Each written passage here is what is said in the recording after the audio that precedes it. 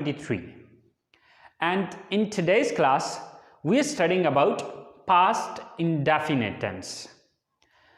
तो स्टूडेंट्स, आज की क्लास में हम बात करने जा रहे हैं पास्ट इंडेफिनेट के बारे में। पास्ट इंडेफिनेट टेंस के बारे में शुरू करने से पहले अगर अभी तक आप लोगों ने मेरे चैनल को सब्सक्राइब नहीं किया तो प्लीज़ सब्सक्राइब के बटन पर क्लिक कर दें। अगर आपको मेरी वीडियोस पसंद आ रही हैं और अगर आप इनसे कुछ सीख रहे हैं तो प्लीज़ लाइक एंड शेयर के बटन पर क्लिक कीजिए। और अगर आपको कोई मसला हो रहा है, कोई परेशानी हो रही है तो प्लीज़ आप लोग कमेंट्स बॉक्स में जाके कमेंट्स कर सकते हैं। तो चले आए गाइस, स्टार्ट करते हैं past indefinite tense. So students, past indefinite के सेंटेंसेस कौन से होते हैं या इसकी डेफिनेशन क्या होती है? सो स्टूडेंट्स, गुजरे हुए वक्त में जो कुछ भी किया या करते थे, गुजरे हुए वक्त में आपने जो कुछ भी किया या जो कुछ भी आप गुजरे हुए वक्त में करते थे वो पास्ट इंडेफिनेट है। अच्छा, गुजरे हुए वक्त में आपने जो कुछ भी किया, चाहे वो आपने 2 मिनट पहले किया या चाहे आपने 10 साल पहले किया, यानी कि आपने ये बात जहन में रखनी है कि गुजरे हुए वक्त में जो कुछ भी आप करते थे या जो कुछ भी आपने किया था वो पास्ट इंडेफिनेट में आएगा।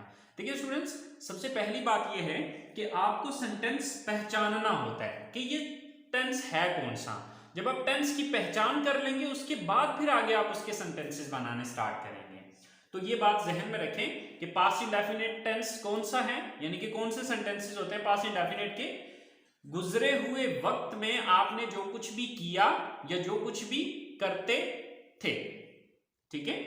अच्छा, इसकी पहचान क्या होती है? उर्दू जुमलों के आखिर में ता था, ती थी, ते थे या अलिफ, छोटी ए, बड़ी ए वगैरह आता है। मिसाल के तौर पे मैं ये कहता हूं कि वो कॉलेज जाते थे, तो अब जाते थे यानी कि वो गुजरे हुए वक्त में काम करते थे, जाते थे। तो जाते थे के एंड पे देखें ते थे आ, ठीक है। इसी तरह से हम क्रिकेट खेलते थे, वो यहां आती थी, वो खाना पकाती थी। तो अब जो कुछ भी करता था, करती थी या करते थे वगैरह, ठीक है, तो उन सब के एंड पे ता था, ती थी, ते थे वगैरह आ रहा है। तो अब हम ये कह सकते हैं कि to express repeated actions in the past, के गुजरे हुए वक्त में रिपीटेड एक्शंस को बयान करने के लिए पास्ट इंडेफिनेट का यूज किया जाता है। लेकिन साथ मैंने ये भी कहा कि या अलिफ, छोटी है, बड़ी है वगैरह भी आ सकता है। अच्छा, अब वो मिसाल जो है वो यहां पे मैं वाजे कर देता हूं कि गुजरे हुए वक्त में जो कुछ भी किया, मिसाल के तौर पे मैं कॉलेज गया, अब गया के एंड पे अलिफ आ रहा है, ठीक है। तो गुजरे हुए वक्त में आपने जो कुछ भी किया, मिसाल के तौर पे हम क्रिकेट खेले, मैंने अपने दोस्त को फोन किया, उसने मुझे इस बारे में बताया, मैं बाजार गया, मैंने ये किया, मैंने वो किया, यानी कि गुजरे हुए वक्त में आपने जो कुछ भी किया, चाहे वो आपने 5 मिनट पहले किया है, चाहे वो काम आपने 10 दिन पहले किया, इसी से कोई फर्क नहीं पड़ता, ठीक है। तो गुजरे हुए वक्त में जो कुछ किया या फिर जो कुछ करते थे, ये इसकी मेन डेफिनेशन है। एंड पे ता था, ती थी, ते थे या फिर अलिफ, छोटी ए, बड़ी ए वगैरह आता है, ठीक है। तो आई होप सो आपको इसकी डेफिनेशन और इसकी पहचान की समझ आ गई होगी।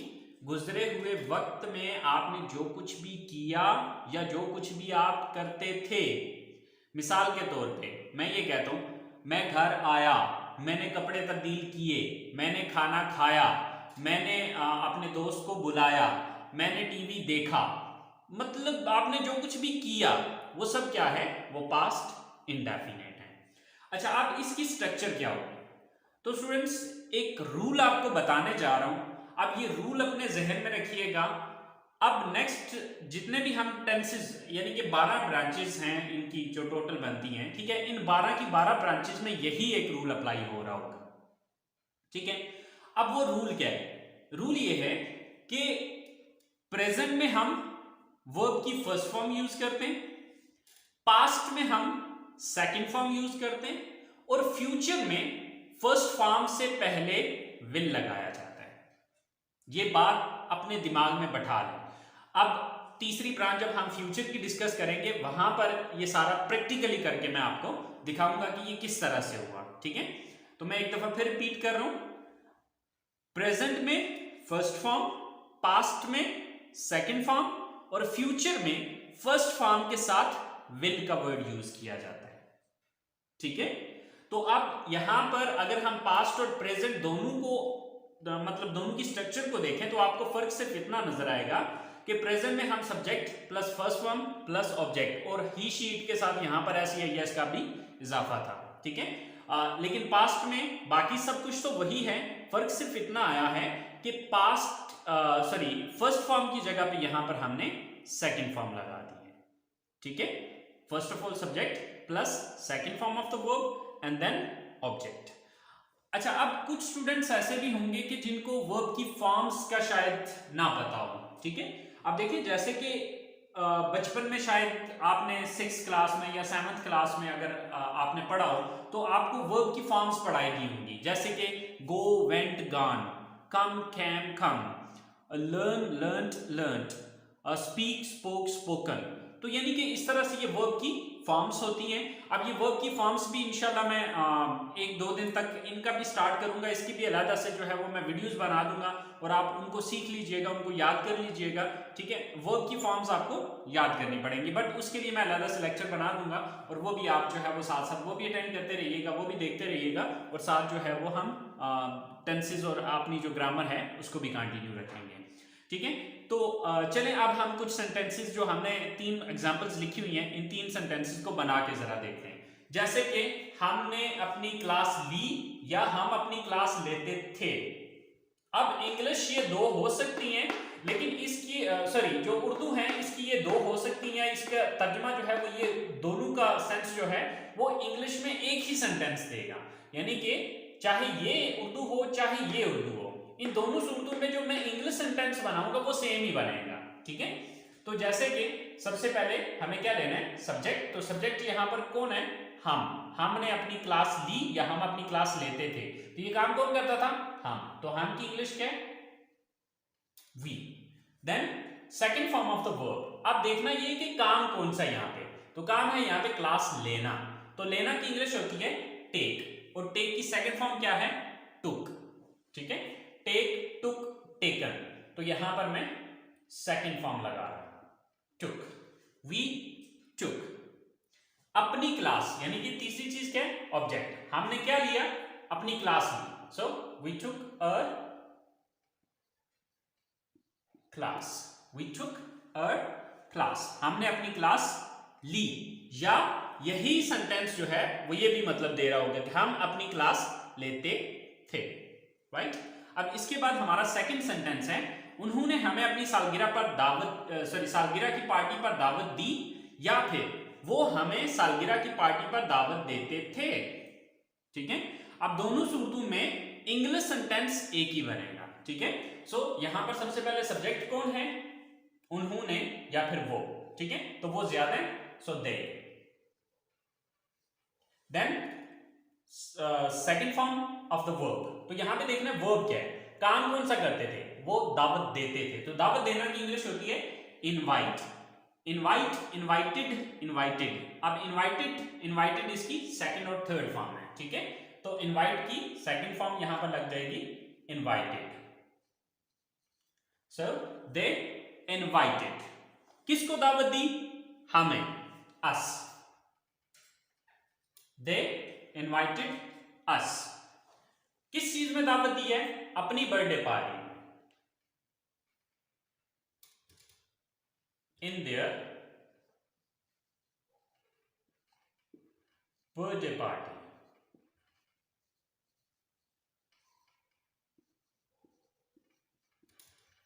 सो दे invited us in their birthday party. उन्होंने हमें अपनी सालगिरह की पार्टी में दावत दी, या वो हमें अपनी सालगिरह की पार्टी में दावत देते थे। इंग्लिश सेंटेंस एक ही बनेगा, अब इसके मतलब ये दोनों हो सकते हैं। ठीक है, लास्ट सेंटेंस है हमारे पास कि उन्होंने शाम को अपना काम खत्म किया, या वो शाम को अपना काम खत्म करता था। उसने शाम को अपना काम खत्म किया, या वो शाम को अपना काम खत्म करता था। अब चाहे ये सेंटेंस बनाए चाहे ये सेंटेंस बनाए, इन दोनों की इंग्लिश एक ही होगी। ठीक है, तो सब्जेक्ट कौन है यहां पर, वो, यानी कि वो एक लड़का है। सो ही।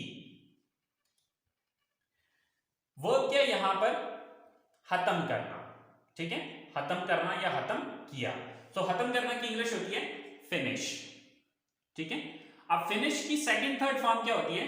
फिनिश, फिनिश्ड, फिनिश्ड, ठीक है। सो सेकंड फॉर्म लग जाएगी फिनिश्ड। ही फिनिश्ड, उसने खत्म किया या वो खत्म करता था। क्या खत्म करता था? अपना काम, his work. He finished his work. कब? शाम को, in the evening.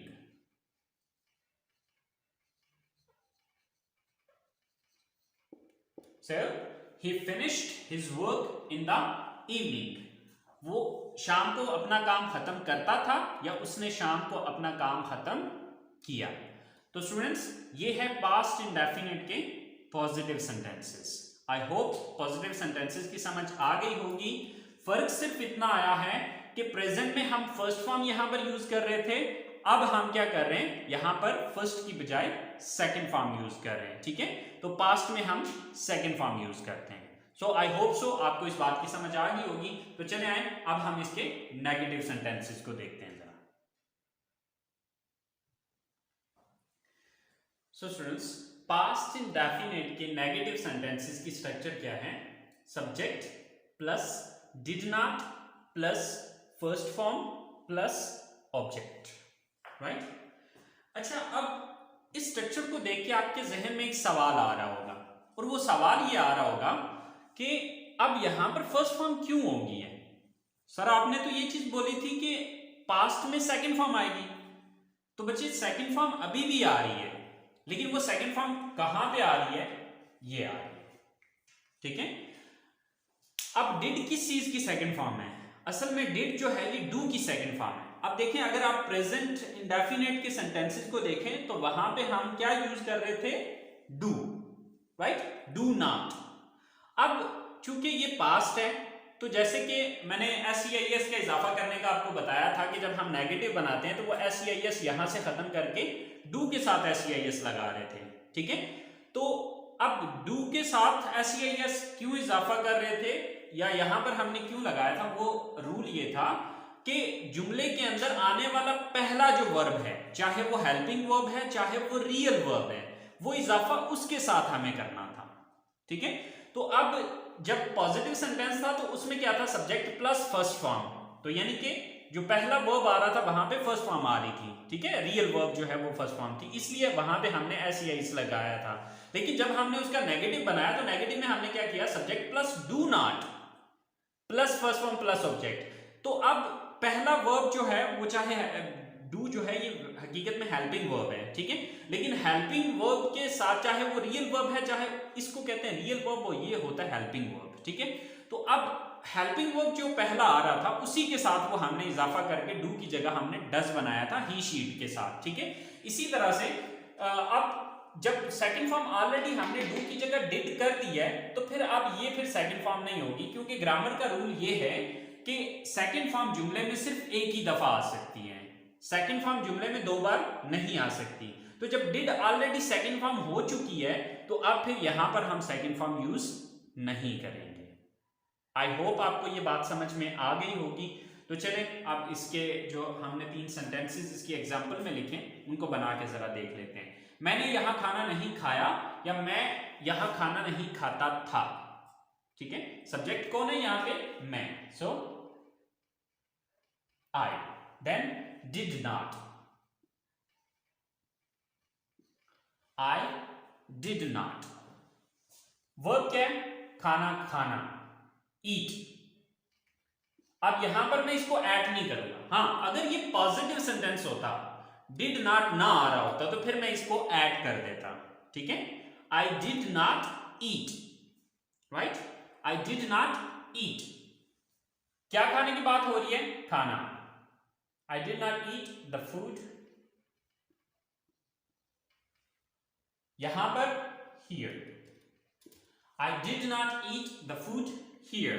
अच्छा, अब अगर किसी स्पेसिफिक खाने की बात हो रही है, मतलब ब्रेकफास्ट या लंच या डिनर, तो फिर आप इसकी जगह पे लंच डिनर वगैरह आप अपने हिसाब से लगा सकते हैं, ठीक है। लेकिन अब चूंकि इस सेंटेंस से मुझे ये वाज़ेह नहीं है कि ये दोपहर के खाने की बात हो रही है, रात के खाने की बात हो रही है या सुबह नाश्ते की बात हो रही है, इसलिए यहां पर मैं उनमें से कुछ भी नहीं लगा रहा, मैंने सीधा सीधा ईट द फूड लगा दिया, ठीक है। So I did not eat the food here, मैंने यहां पर खाना नहीं खाया या मैं यहां पर खाना नहीं खाता था। अच्छा, सेकंड सेंटेंस है सोफिया बाजार नहीं गई या सोफिया बाजार नहीं जाती थी। सो सब्जेक्ट कौन है? सोफिया। देन डिड नॉट, और डिड नॉट का शॉर्टकट होता है didn't, okay. Sofia did not या डिडंट, वो क्या यहां पे जाना, go. Sofia did not go, कहां जाने की बात हो रही है? बाजार, to bazaar. Sofia did not go to bazaar, Sofia बाजार नहीं गई या सोफिया बाजार नहीं जाती थी। लास्ट सेंटेंस है हमारे पास, हमने मैच नहीं देखा या हम मैच नहीं देखते थे। हमने मैच नहीं देखा या हम मैच नहीं देखते थे। सब्जेक्ट कौन है? हम, वी। देन सेकंड थिंग क्या है? Did not, we did not, we did not. Verb क्या यहां पे? देखना, watch. We did not watch, क्या नहीं देखा? Match, the match. We did not watch the match, हमने मैच नहीं देखा या हम मैच नहीं देखते थे। तो स्टूडेंट्स, ये थे हमारे पास्ट इंडेफिनिट के नेगेटिव सेंटेंसेस। आई होप आपको ये बात क्लियर होगी। तो अब जब हम इसका इंट्रोगेटिव बनाएंगे, तो इंट्रोगेटिव बनाने के लिए हमने सिंपल क्या करना है, ये रूल मैंने आपको काफी टाइम पहले भी बताया था, पिछली क्लास में भी बताया है, अब भी बता रहा हूं कि जब भी आपने किसी चीज का इंट्रोगेटिव बनाना है तो उसका नेगेटिव देख लें, ठीक है, कि किस लफ्ज के बाद नॉट लगाया है। तो यहां पर हमने किस लफ्ज के बाद नॉट लगाया है? डिड के बाद नॉट लगाया है। तो इसका मतलब है इसी डिड को उठा के मैंने जुमले के शुरू में लगाना है, तो ये मेरा इंट्रोगेटिव सेंटेंस बन जाएगा। तो चलिए गाइस, स्टार्ट करते हैं हमारे interrogative sentences. So students, interrogative sentences की स्ट्रक्चर है did plus subject plus first form of the verb plus object and at the end there is a question mark. So हमारे पास सबसे पहला सेंटेंस है, क्या आपने मुलाजमत के लिए दरखास्त दी या क्या आप मुलाजमत के लिए दरखास्त देते थे, राइट। दोनों सूरतों में सेंटेंस इंग्लिश का एक ही बनेगा। सो सबसे पहले डिड, देन सब्जेक्ट कौन है? आप, यू, डिड यू। अब वर्ब क्या है? दरखास्त देना। दरखास्त देना की इंग्लिश होती है अप्लाई। डिड यू अप्लाई, किस चीज के लिए? जॉब के लिए या मुलाजमत के लिए, for job.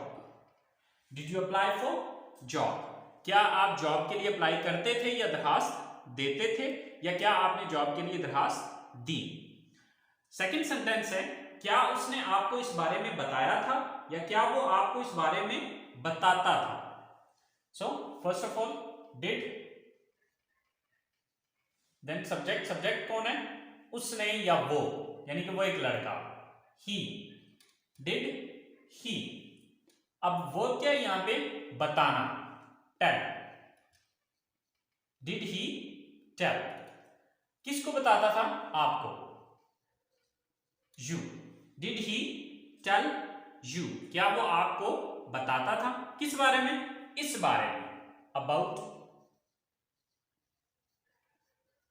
This. So did he tell you about this, क्या उसने आपको इस बारे में बताया या क्या वो आपको इस बारे में बताता था, राइट। लास्ट सेंटेंस है हमारे पास, क्या वो रोज आपको फोन करती थी। So subject did, sorry first of all did, then subject कौन है? वो, यानी कि वो एक लड़की है। सो डिड शी, वर्ब क्या है यहां पे? फोन करना, कॉल। Did she call? किसको फोन करती थी? आपको। You. Did she call you? रोजाना, daily. Did she call you daily? या डेली की जगह पे यहां पर हम एवरी डे भी यूज कर सकते हैं। सो ये हमारे पास्ट इंडेफिनिट टेंस की इंटरगेटिव सेंटेंसेस हैं। आई होप सो स्टूडेंट्स आपको पास्ट इंडेफिनिट टेंस की समझ आ गई होगी। फिर भी अगर कोई कंफ्यूजन रह गया है तो प्लीज आप लोग कमेंट्स बॉक्स में जाके कमेंट्स कीजिए, इंशाल्लाह मैं आपको गाइड करूंगा। सो स्टूडेंट्स अगली क्लास तक के लिए इजाजत दीजिए, दुआ में याद रखिएगा। अल्लाह हाफिज।